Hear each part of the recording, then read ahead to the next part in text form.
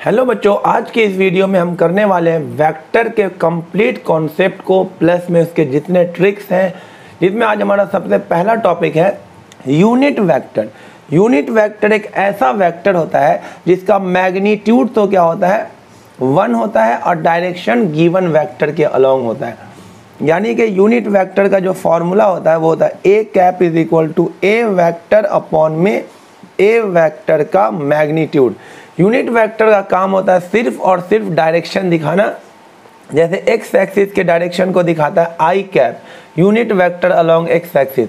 Y के direction को दिखाता है जे कैप और जेड एक्सिस के डायरेक्शन को दिखाता है के कैप। तो यूनिट वेक्टर का काम होता है सिर्फ और सिर्फ डायरेक्शन दिखाना और फॉर्मूला होता है वेक्टर अपॉन में उस वेक्टर का मैग्नीट्यूड। गिवन वेक्टर का मैग्नीट्यूड कैसे निकाला जाता है? जैसे ये ए आई कैप है प्लस बी जे कैप है प्लस में सी के कैप है, तो मैग्नीट्यूड कैसे निकालें किसी गिवन वेक्टर का? Under root of A square plus में बी स्क्वायर प्लस में सी स्क्वायर। तो इस तरह से हम किसी वेक्टर का मैग्नीट्यूड निकाल सकते हैं। अब देखिए नेक्स्ट हमारे पास यूनिट वेक्टर के बाद आता है इक्वल वेक्टर।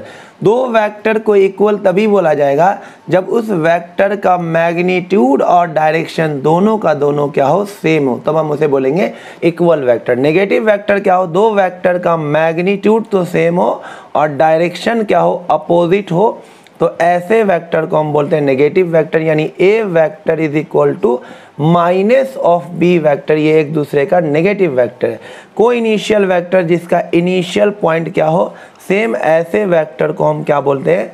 को इनिशियल वेक्टर जिसका इनिशियल पॉइंट क्या होता है सेम। को लीनियर वेक्टर, जो वेक्टर चाहे पैरेलल हो चाहे एंटी पैरेलल हो, छोटा हो बड़ा उससे मतलब नहीं है, पैरेलल और एंटी पैरेलल वेक्टर को हम क्या बोलते हैं? कोलीनियर, चाहे मैग्नीट्यूड कुछ भी हो। देखिए नेक्स्ट टॉपिक हमारे पास dot product of two vector. दो वेक्टर का डॉट प्रोडक्ट क्या होता है? A vector dot B vector is equal to A B cos theta. यहाँ पर ए और बी क्या है? दोनों वेक्टर का मैग्नीट्यूड, और थीटा किसके बीच का एंगल है? ए वेक्टर और बी वेक्टर के बीच का एंगल है थीटा। मैग्नीट्यूड को चाहे आप ऐसे लिखें या फिर सिर्फ वेक्टर में का एरो हटा दे, ये दोनों मैग्नीट्यूड को ही बता रहा है। ये जो मैंने लिखा है ये ए वेक्टर का मैग्नीट्यूड है। इसमें कुछ स्पेशल केस हो सकता है, जैसे दो वेक्टर अगर एक दूसरे के पैरेलल हो, एक दूसरे को अगर पैरेलल होगा तो एंगल कितना हो जाएगा? 0। तो A vector dot B vector maximum हो जाएगा, कितना हो जाएगा? ए बी कॉस 0, कॉस 0 कितना होता है 1, तो ए बी कितना आ जाएगा? मैक्सिमम वैल्यू होगी डॉट प्रोडक्ट की। और अगर दो वेक्टर एक दूसरे के परपेंडिकुलर हो, ए वेक्टर अगर दूसरे वेक्टर के क्या हो, परपेंडिकुलर, तो एंगल क्या बन जाएगा? 90। ये काफ़ी इंपॉर्टेंट पॉइंट है कि दो वेक्टर अगर परपेंडिकुलर होगा तो उसका डॉट प्रोडक्ट क्या हो जाएगा? A vector dot B vector A B cos 90, और कॉस 90 क्या होता है? 0, तो आंसर क्या आ जाएगा? 0 आ जाएगा। और देखिए अगर हमें I vector I cap dot I cap निकालना हो, जे डॉट जे निकालना हो, के डॉट के निकालना हो, या फिर आई डॉट जे निकालना हो, जे डॉट के निकालना हो, या के डॉट आई निकालना हो, इस केस में क्या होगा? देखिए I dot I, A vector dot B vector का फॉर्मूला क्या होता है? A B cos theta. यानी ए का मैग्नीट्यूड, बी का मैग्नीट्यूड और कॉस उन दोनों के बीच का एंगल।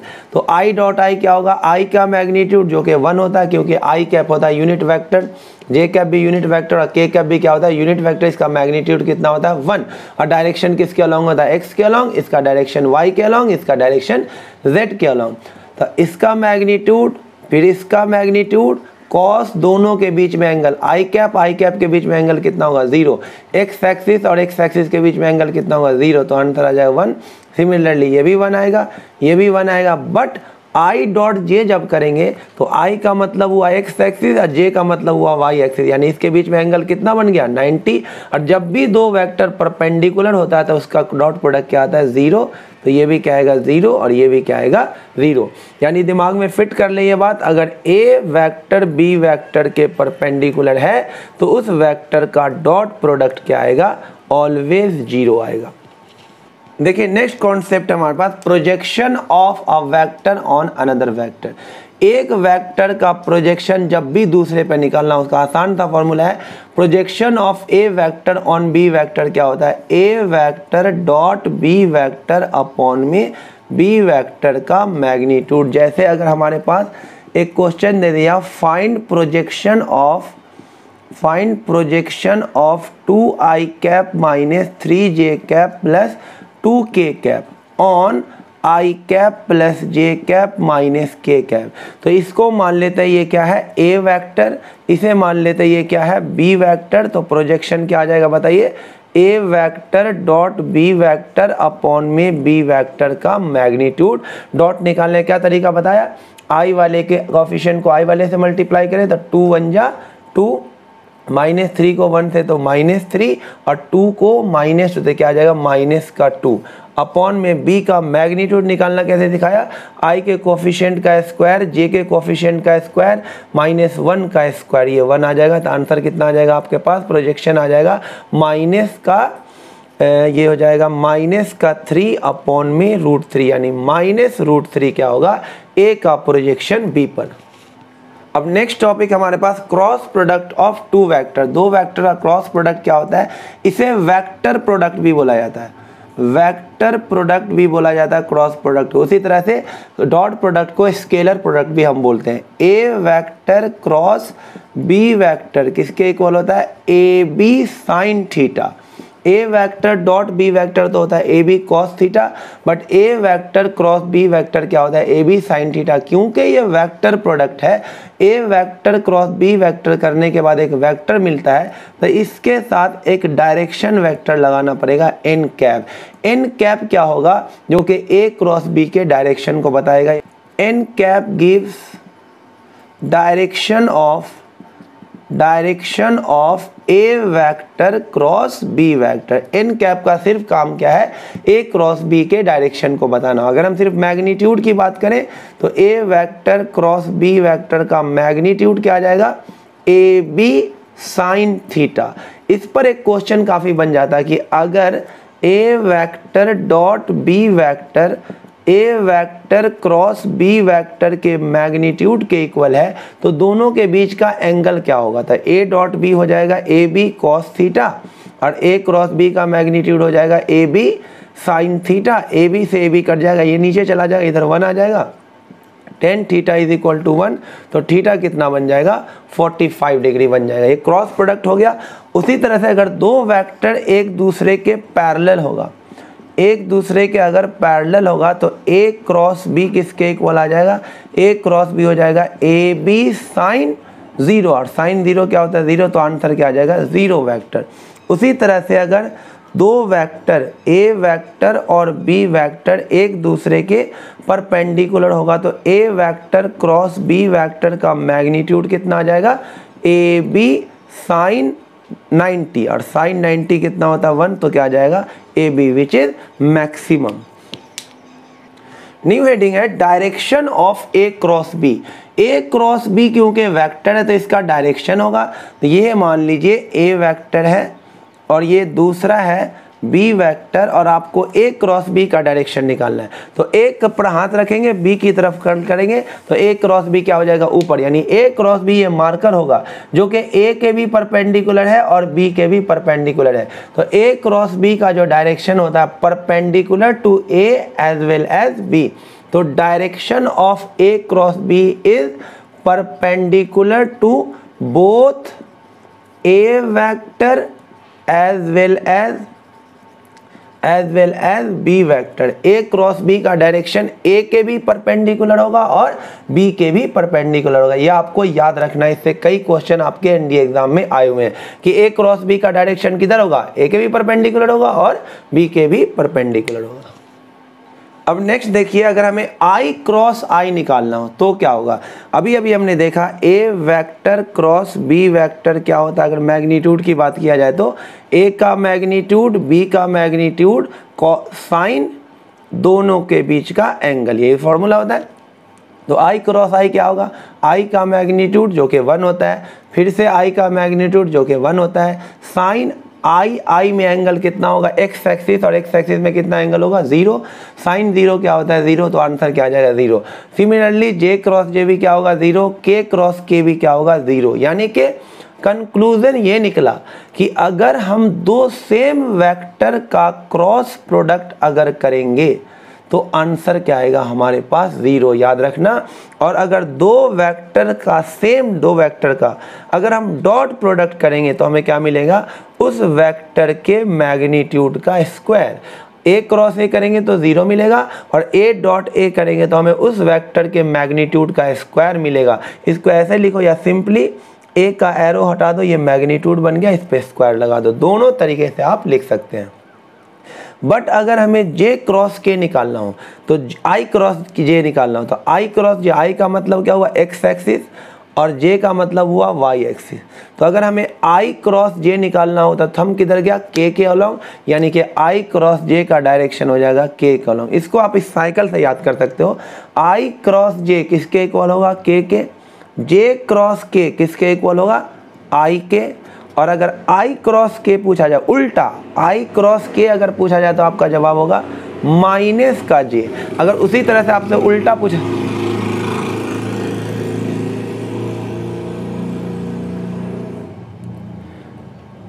उसी तरह से अगर आपसे पूछा जाए जे क्रॉस आई क्या होगा, तो जे क्रॉस आई आप उल्टा जा रहे हो तो आपका आंसर होगा माइनस का के कैप। देखिए नेक्स्ट पॉइंट हमारे पास, इस नोट को अच्छे से याद रखना, इसमें काफ़ी इंपॉर्टेंट पॉइंट लिखे गए हैं। तो पहला पॉइंट जिसमें dot product is commutative. Dot product क्या होता है, कॉम्यूटेटिव होता है, यानी कि A vector dot B vector किसके इक्वल होता है, B vector dot A vector के। लेकिन बच्चों क्रॉस प्रोडक्ट जो होता है वो कॉम्यूटेटिव नहीं होता, यानी कि A vector cross B vector equal नहीं होता है B vector cross A vector में। इसमें क्या लग जाता है, माइनस लग जाता है, इसलिए ये कॉम्यूटेटिव नहीं है। डॉट प्रोडक्ट तो कॉम्यूटेटिव होता है, लेकिन क्रॉस प्रोडक्ट कॉम्यूटेटिव नहीं होता है। उसी तरह से देखिए डॉट प्रोडक्ट जो होता है वो एसोसिएटिव होता है, यानी कि A vector dot B vector और डॉट सी वेक्टर निकाला जाए, चाहे A vector dot B vector dot C vector निकाला जाए, दोनों क्या होगा, सेम होगा। यानी डॉट प्रोडक्ट क्या होता है, एसोसिएटिव होता है। बट क्रॉस प्रोडक्ट जो होता है वो एसोसिएटिव नहीं होता है, यानी कि A vector cross B vector bracket cross C vector equal नहीं होता है A vector cross B vector cross C vector के।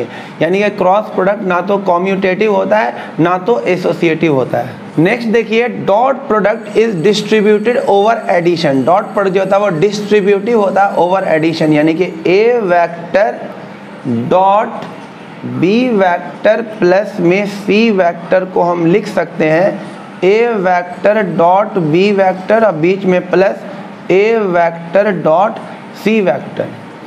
उसी तरह से cross product is also distributive over addition, यानी कि A vector cross B vector plus C vector को हम लिख सकते हैं A vector cross B vector और प्लस में A vector cross C vector. तो आपको याद रखना है कि डॉट प्रोडक्ट तो क्या होता है, कॉम्यूटेटिव भी होता है, एसोसिएटिव भी होता है और डिस्ट्रीब्यूटिव भी होता है ओवर एडिशन। लेकिन क्रॉस प्रोडक्ट ना तो कॉम्यूटेटिव होता है ना तो एसोसिएटिव होता है, बस क्या होता है, डिस्ट्रीब्यूटिव होता है ओवर एडिशन। यानी ए क्रॉस बी प्लस सी को हम क्या लिख सकते हैं, ए क्रॉस बी प्लस ए क्रॉस सी। देखिए नेक्स्ट कॉन्सेप्ट हमारे पास, अगर दो वेक्टर हमारे पास दे रखा है ए और बी, और बोले अगर ए वेक्टर क्या है, कोलिनियर है बी वेक्टर के, if A and B are collinear, A and B are, if A and B are collinear, अगर ए और बी कोलिनियर हो गए यानी कि पैरेलल हो चाहे क्या हो, एंटी पैरेलल हो, ऐसे केस में क्या होगा, a1 अपॉन a2 किसके इक्वल होगा, b1 upon b2 is equal to c1 upon में c2।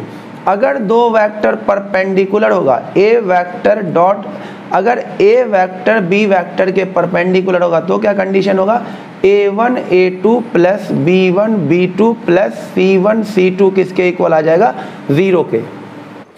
देखिए बच्चों, नेक्स्ट टॉपिक है हमारे पास सेक्शन फार्मूला। सेक्शन फार्मूला क्या होता है, हमें 2 पॉइंट दे देगा ए और बी, जिसका पोजीशन वेक्टर दिया होगा ओरिजिन से, ए वेक्टर और बी वेक्टर, और बोलेगा एक पॉइंट है आर जो इस दोनों पॉइंट को m/n में डिवाइड कर रहा है, तो r का पोजीशन वेक्टर क्या होगा आपको ये निकालना है। अभी ये इंटरनली डिवाइड कर रहा है, तो r वेक्टर किसके इक्वल हो जाए, m को मल्टीप्लाई करना है, इधर दूर दूर मल्टीप्लाई करना है, m b वेक्टर प्लस में n को इधर मल्टीप्लाई करना है, यानी n a वेक्टर अपॉन में क्या आ जाएगा, m प्लस में n, जब इंटरनली डिवाइड करें। और जब एक्सटर्नली डिवाइड करेगा तो क्या आ जाएगा, r vector is equal to, जहाँ पे प्लस है वहाँ पे क्या आ जाएगा minus, m b vector minus n a vector upon में m माइनस n। ये किसके लिए है, एक्सटर्नली के लिए ये, और ये किसके लिए, इंटरनली के लिए। जब एक्सटर्नली डिवाइड करेगा तो ये वाला फॉर्मूला लगाना है, और जब इंटरनली डिवाइड करेगा तो आपको प्लस वाला फॉर्मूला लगाना है। देखिए एक और कॉन्सेप्ट है हमारे पास, अगर हमें रेक्टेंगल या पैरेललोग्राम का एरिया निकालना हो और 2 एडजेसेंट साइड दे रखा हो, तो एरिया का जो फॉर्मूला हो जाएगा वो क्या हो जाएगा, 2 एडजेसेंट साइड का क्रॉस प्रोडक्ट निकाल करके उसका क्या ले लेना है, मैग्नीट्यूड ले लेना है, तो हमें इस पैरेललोग्राम या रेक्टेंगल का एरिया आसानी से आ जाएगा। और अगर हमें ट्रायंगल का एरिया निकालना हो, तो ट्रायंगल का एरिया अगर निकालना हो तो क्या कर देंगे, अगर एरिया ऑफ ट्रायंगल निकालना हो तो इसका एरिया क्या हो जाएगा, 1/2 ऑफ a क्रॉस b के मैग्नीट्यूड, है ना। a क्रॉस b निकाल लेंगे उसका मैग्नीट्यूड और फिर उसको हाफ कर देंगे तो ट्रायंगल का एरिया मिल जाएगा। और पैरेललोग्राम का एरिया निकालना होगा तो 2 कॉरस्पॉन्डिंग साइड का क्रॉस प्रोडक्ट ले लेके उसका मैग्नीट्यूड ले लेंगे। लेकिन कभी कभी क्या होगा, आपको वेक्टर्स डायरेक्ट नहीं दिया होगा, इसका पोजीशन वेक्टर दे रखा हो, जैसे ये दे रखा होगा 2 3 4, ये दे रखा 5 6 7, तो आप a वेक्टर कैसे निकालोगे, इसके पोजीशन में से इसका पोजीशन माइनस कर देना, यानी कि 5 - 2 क्या आ जाएगा, 3i कैप, इसमें से माइनस कर देना 3j कैप, इसमें से माइनस कर देना 3k कैप। ये a वेक्टर उसी तरह से इसका पोजीशन दिया रहेगा 1 2 3, तो आप आसानी से क्या निकाल सकते हो, b वेक्टर कितना हो जाएगा, इसमें से इसका पोजीशन माइनस कर देना -i कैप, इसमें से इसको माइनस करें -j कैप, इसमें से इसको माइनस करेंगे माइनस का k कैप। और फिर जब पैरेललोग्राम का एरिया निकालना हो तो a क्रॉस b निकालेंगे और उसके बाद उसका क्या ले लेंगे, मैग्नीट्यूड। और ट्रायंगल का एरिया निकालना होगा तो हाफ से क्या कर देंगे, इसी को मल्टीप्लाई कर देंगे। देखिए एक और कॉन्सेप्ट है हमारे पास, triangle law of vector addition और parallelogram law of vector addition. अगर इस तरह से ट्रायंगल में ए बी सी आपके पास है, तो अगर आपको A B vector plus B C vector क्या हो तो पता करना है, तो ए बी वेक्टर, तो इस ट्रायंगल लॉ ऑफ एडिशन के according A B vector plus B C vector किसके इक्वल हो जाए, A B plus B C किसके इक्वल होगा, ए सी, नॉट सी है, किसके इक्वल होगा, ए सी के, ये किसके इक्वल हो जाएगा, ए सी वेक्टर। उसी तरह से अगर मैं बात करूं, A C vector plus C B vector किसके इक्वल होगा, A C vector plus C B vector B A के इक्वल नहीं होगा, किसके इक्वल होगा, ए बी के, किसके इक्वल हो जाएगा, ए बी वेक्टर के। उसी तरह से मैं अगर निकालूं बी सी वेक्टर प्लस में C A vector, B C vector plus में सी ए वेक्टर, तो उसका रिजल्टेंट क्या आ जाएगा, बी ए वेक्टर, उल्टा बी ए वेक्टर हो जाएगा।